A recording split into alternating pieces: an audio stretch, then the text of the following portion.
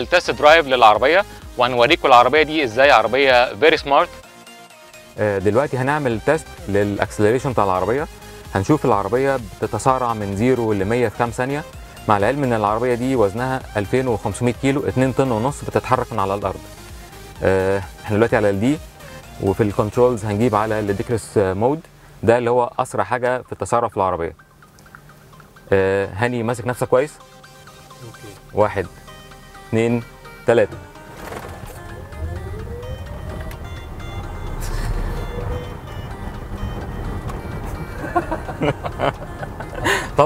طبعا زي ما احنا شايفين ده اكسلريشن انا ما شفتوش غير في التيك اوف بتاع الطيارات بصراحه يعني حاجه مرعبه، والروحي بتتسحب وجسمنا كله بيتسحب، يعني حاجه مرعبه جدا.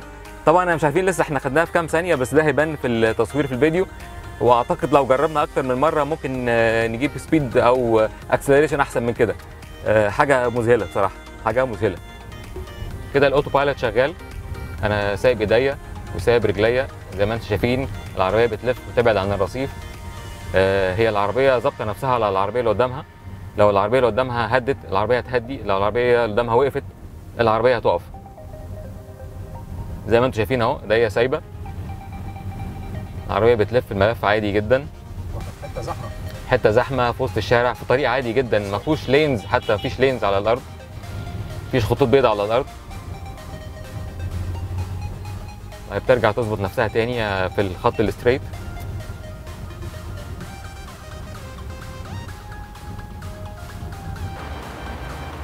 دلوقتي هنعمل ريفيو عن العربيه، واول حاجه هنبص عليها العربيه من بره.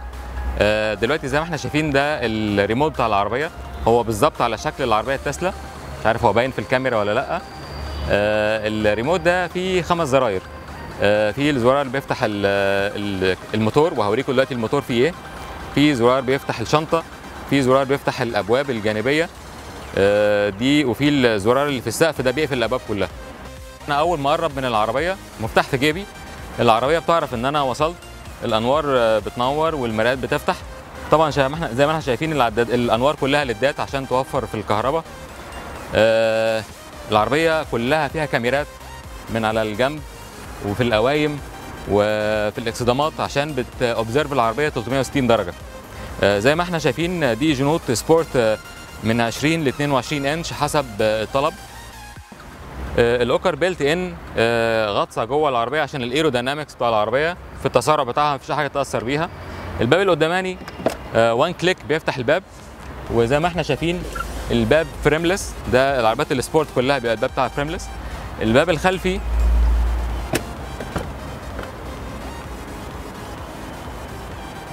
والحقيقه البيبان دي بيسموها فالكون وينجز. الباب بيفتح لفوق علشان بيدي ميزه ان انا لو انا شخص طويل ادخل العربيه بمنتهى السهوله، السقف ما بيأثرش عليا خالص وانا داخل، بقعد بمنتهى السهوله والبساطه. لما اجي اقفل الباب بدوس على الزرار، الباب بيقفل. السقف بانوراما كمان فوق الكرسي اللي ورا. فتح الباب برضو في منتهى السهوله.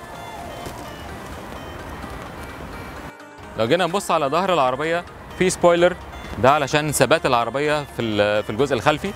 الفوانيس اللي ورا برضو كلها ليدات زي ما قلنا علشان توفير استهلاك البطاريه. في حاجه برضو عايز اوريها لكم هنا، الباب ده باب الشحن، بيركب هنا البلاك بتاع الشحن بتاع العربيه.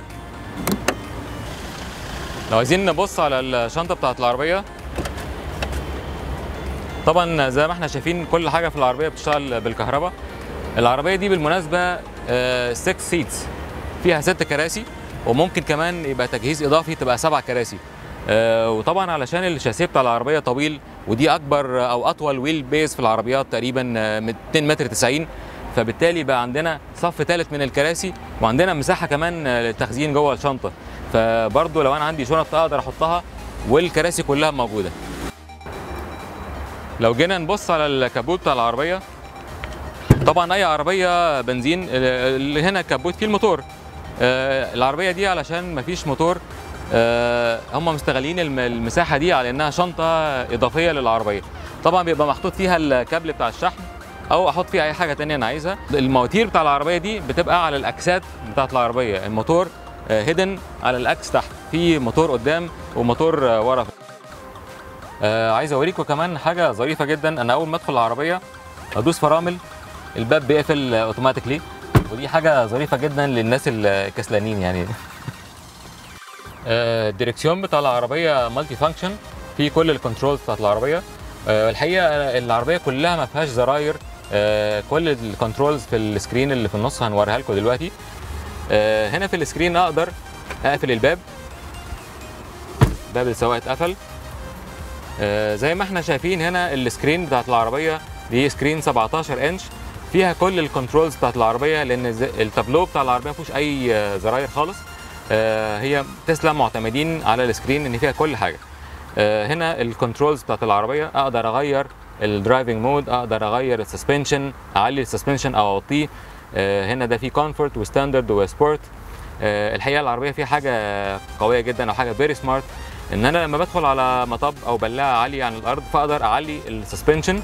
لما اعلي السسبنشن العربيه بتعمل سيفنج للمكان ده، فلما اعدي على المطب ده تاني في اي وقت العربيه بتعلى اوتوماتيكلي لوحديها، ودي حاجه طبعا فيري سمارت في العربيه.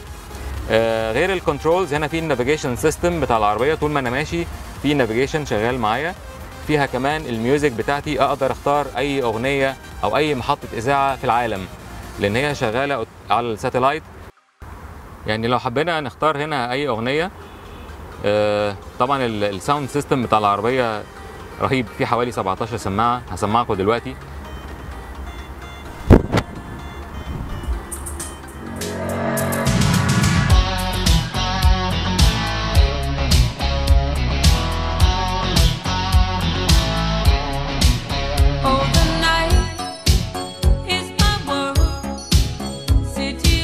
طبعا انا بحب اسمع اغاني الثمانينات لان انا من الجيل القديم، فدي طبعا الاغاني اللي كنا بنسمعها واحنا في ثانوي.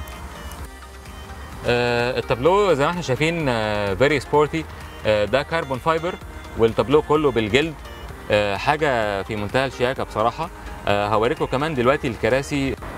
زي ما قلت لكم كراسي العربيه كلها كراسي جلد وكلها بتتحرك بالكهرباء. انا شايف من وجهه نظري ان العربيه دي من جوه عربيه فضائيه زي ما قلت لكم، بالظبط زي الديزاين بتاع العربيات الكونسبت او العربيات البروتوتايب. ده اللي كنا بنشوفه في المجلات وبنشوفه على الانترنت، الحقيقه بقى دلوقتي قدامنا على ارض الواقع.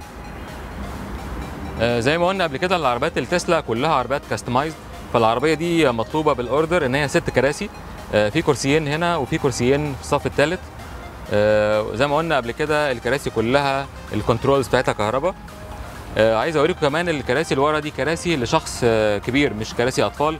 الحقيقه الدخول ليها في منتهى السهوله عشان كمان السقف كله بيتفتح، فاقدر اقعد بسهوله، وكرسي كبير يشيل فرد كبير، واقدر ارجع تاني الكرسي اللي قداماني. زي ما احنا شايفين الازاز بتاع العربيه الامامي هو ازاز بانوراما واصل لغايه تلت السقف تقريبا، ازاز كله حته واحده. طبعا ده بيدي اضاءه جميله جدا للعربيه وبيدي رؤيه هايله.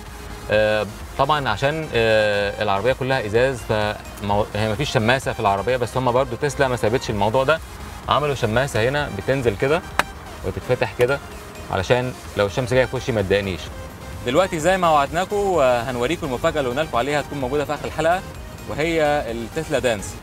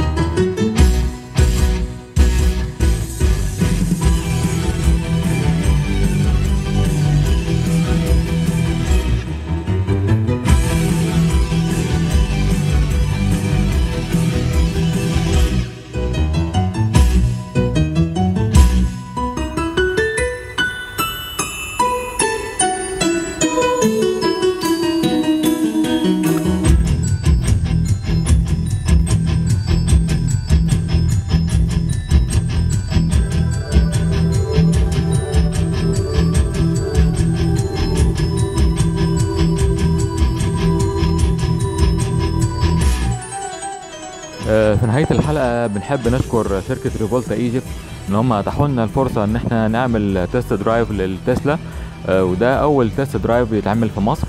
انتظروا الحلقات الجاية ان شاء الله، هنعمل تيست درايف لموديلات تانية من التسلا وموديلات تانية من العربيات الالكتريك ان جنرال.